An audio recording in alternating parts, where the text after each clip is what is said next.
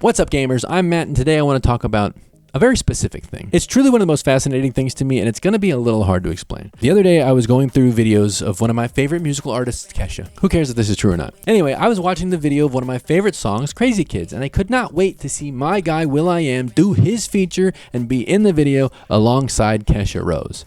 But then I was blown away to see that he wasn't even there. I'm buzzing off these bubbles. Okay, I was being a little facetious. I actually wasn't surprised because this kind of shit happens all the time. And when you start to look for it, you really begin to see it everywhere. So today I want to talk about the hidden art of jamming a featured musician into a music video.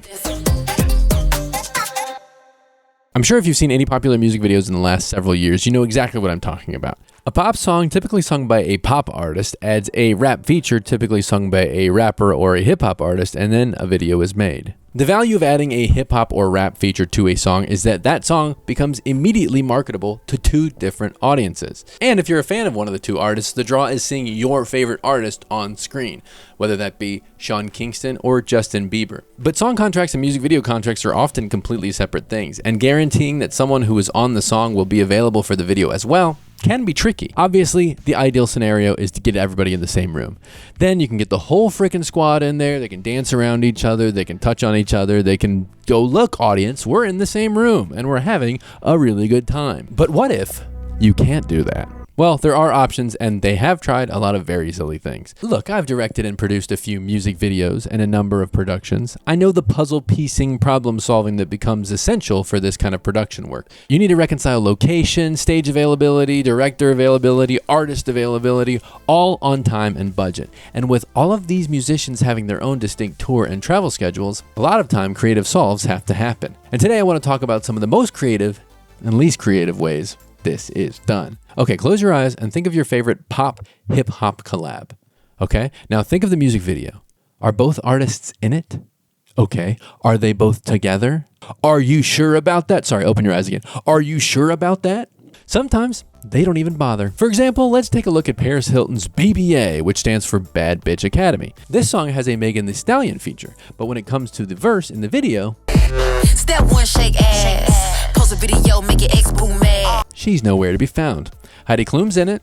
Viner Simon Rex is in it. Lance Bass is in it. This ad for Free Will is in it. This ad for MCO Beauty's in it. This ad for Poppy's in it. This ad for Smart Sweets is in it. This ad for Absolute Vodka is in it. This ad for Motorola Razr is in it. And I don't know about you all, but I signed up for Megan Thee Stallion, not Megan T. Rayner. How about another example? Cheap Thrills by Sia featuring Sean Paul. He does a verse on the song, but when it comes to his verse in the video, it's just text on screen.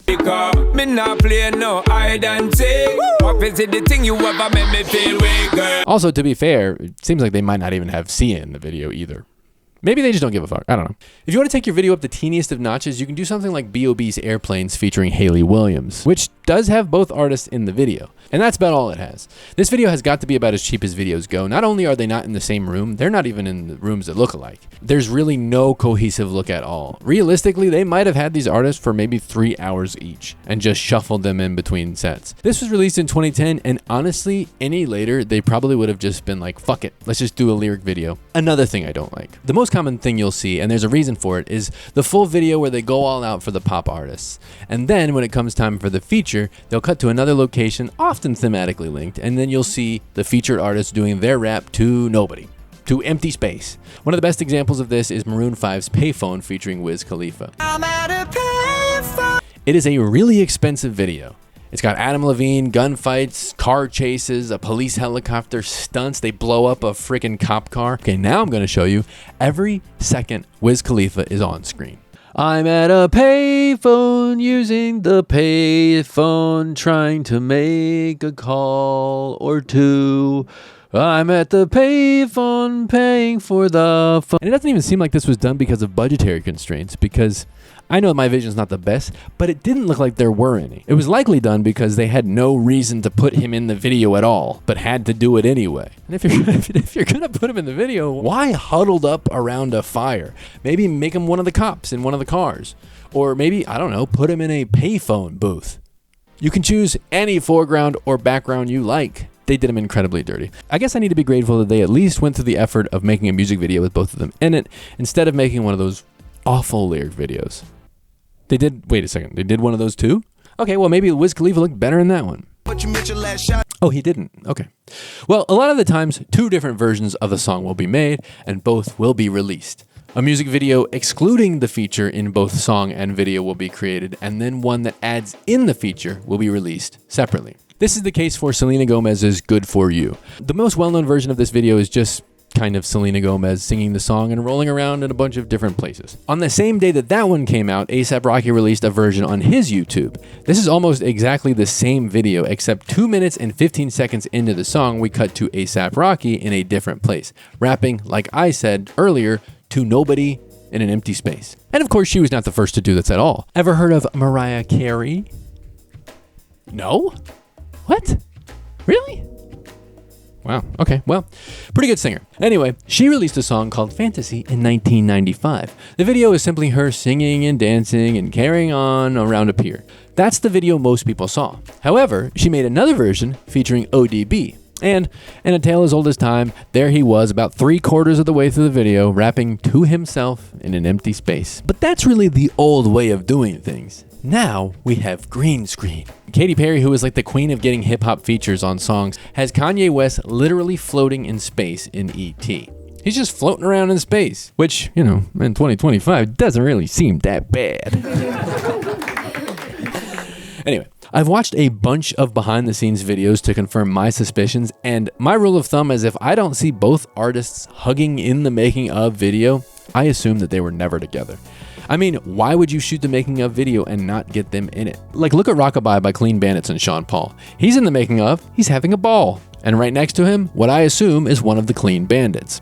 I will give Katy Perry credit though, on Dark Horse with Juicy J. I thought he wouldn't even be there at all. They do that thing where they cut to him seemingly in a different location, probably a green screen, and I was like, we're not seeing them together. But you wait long enough, lo and behold, there they are. He's standing right behind her, and you can't green screen that.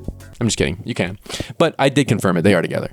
I saw the making of. Also, I want to make it clear, I don't think it's something about the pop hip-hop division that keeps these artists in separate locations. Take, for example, Kanye West's Monster, which features Jay-Z and Nicki Minaj. The 3 are never in the same room. And while a lot could be and has been said about this video, not one of those things is that it's a disjointed mess that lacks cohesion. Obviously, the bigger the artists are, the busier they are, the harder it is to get them all in the same place at once. Or you can take a look at something like Nelly's Over and Over Again, the song collab that he did with Tim McGraw. Here, they went through the effort of making 2 whole videos, both cohesive, and just put them side by side. I think it looks absolutely awful, but the effort is there, and they are both on screen together, in a way. I don't know what else to do. Regardless, I have the keen sense that the artists did realize that we were getting wise and started to take extra efforts to bridge the gap. Not getting on the same schedule and getting in the same room, but they did start to get trickier. On the song Swish Swish, once again, Katy Perry features Nicki Minaj, and when it's time for her verse,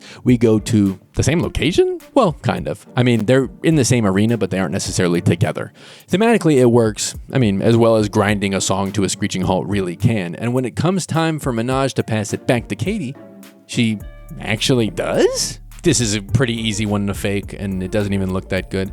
But let's go to the making of to make sure. We got some sexy coming from Nicki with the halftime show. The only footage of Nicki Minaj in the making of is final product footage. She's not in it at all. Okay, well, there you have it. Lying by omission is fine, I guess. Maroon 5 went even further to hide their secrets in the video for Maroon 5's What Lovers Do featuring SZA. I can't really tell you what happens in this video because it's a fucking mess, but I'm pretty sure SZA ain't there at the same time as Adam Levine. She is, however, a major part of the video, or at least someone that looks like her is. The story appears to be that he's chasing her his whole life through a bunch of CG created backgrounds and eventually finds her at a poker game. And then he grows extremely big and blows up. I don't really know. There are a few shots in which they do share the screen together. However, there are many more shots in which her face is intentionally obscured.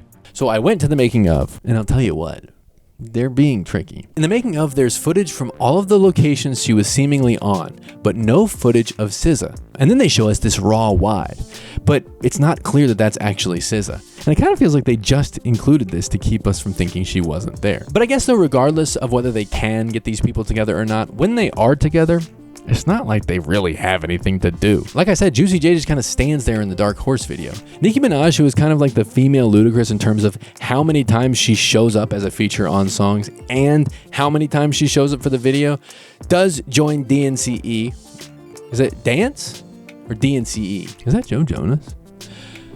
Whatever. Anyway, she joins the song Kissing Strangers for one extremely short verse. They are together, but really for what? And this kind of speaks to another problem that is actually solved by just shoehorning in and slapping on the featured artist. There are countless videos that seemingly could have been shot separate and on green screen. Let's look at Eminem's I Love the Way You Lie. It's got all of the hallmarks of a they were not really in the same place video. Eventually, Rihanna and Eminem are together at the end and in the same place, but not interacting. And that does make sense regarding the theme of the song and the video. They're about the importance of leaving toxic relationships, so perhaps them interacting at the end would kind of undo what they are trying to say.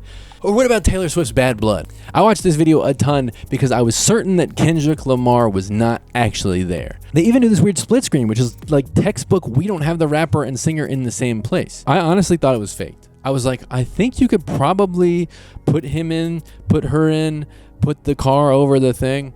I was certain that they just did this to make it look like they were together. But then I found a VFX breakdown that suggests that they actually were on set together, doing nothing.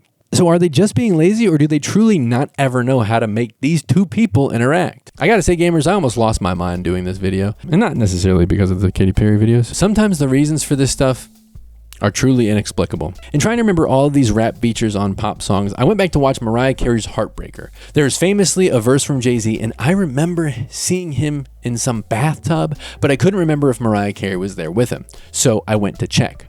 In the official video on Mariah Carey's Vivo, during Jay-Z's part, which is still in the song, it's an animation? No Jay-Z in a bathtub? Was I being Mandela affected? Have I lost my mind? Maybe, but there did exist another version. On Mariah Carey's YouTube channel, not Vivo, which I still don't really understand what Vivo is, and at this point, I'm never gonna, the Jay-Z version does still exist, and it does feature him in the bathtub, and she is there with him. Then why make two versions? On all of these other songs, when the video excluded the rapper, it also removed that part from the song. So what gives? According to an MTV News article published August 19th, 1999, the singer has readied two different versions of the video for her new single, Heartbreaker. The version of the clip that's airing now, August 19th, 1999, only contains an oblique reference to Jay because the rapper was contractually obligated to restrict his video appearances for 2 weeks to the clip he shot for Girl's Best Friend, his track off the soundtrack to the movie Blue Streak. Faced with this dilemma and with a looming video deadline, Carey huddled with director Brett Ratner. And they came up with a rather animated solution. We decided to do some animation. The complete version of Carey's Heartbreaker video, which includes Jay-Z himself, will premiere on the August 30th edition of MTV's Making the Video, which was 2 weeks after the one with the animation. So maybe simply more is at play. It seems that there is no end to the myriad of reasons as to why they can't ever seem to make this make any sense. Could it be time? Could it be budget? Could it be some weird contractual obligation? Okay, so I was confirming a lot of the information in this video. This is Matt in post, by the way. You can tell I'm older. I was confirming some of this information with some musician friends of mine, and one of them pointed me to this interview with Snoop Dogg where he talks about how much it actually costs to get him as a feature on a song, and then furthermore, how much it costs to get him in the video. How much would it cost to get on a song if I didn't want to go that route, which obviously we want to? 250,000. 250? Yeah. So if somebody gives you 250,000, that means that you'll You jump get on about 16 bars. 16 bars? Mm-hmm. And when it's time to do the video, I need to get another 250 up out of you. All right. Big money. And Is that and you only standard? got an hour, so get to filming. And with what is probably very often a limited amount of time with the featured artist to be in the video, of course it's going to be a weird slap together thing. What's very likely is that the video is just way more important to the main artist who made it, and they're gonna be the star of the show. A 15 to 30 second verse has to be an afterthought to the creative and the production. And while it can often stick out like a sore thumb, paying the artist for their time to be in the rest of a video that they aren't a part of just makes no sense. And it might not even matter. The truth is that the music video budget is dying. Budgets across the music and film industries have been lowered significantly, and it's hard to tell what the future holds. The pop hip-hop collab is still out there, but it's nowhere near the strength that it once was, nor are music videos in general. And with AI on the rise, the scary and very real possibility that we soon see a fully AI-generated, artist-sanctioned music video featuring the likes of Bob Marley and Tom Petty right alongside Snoop Dogg fighting some sort of skibbity toilet lookalike. Sorry, what's that? You're fucking kidding. Gassing up, now it's That video came out a month ago.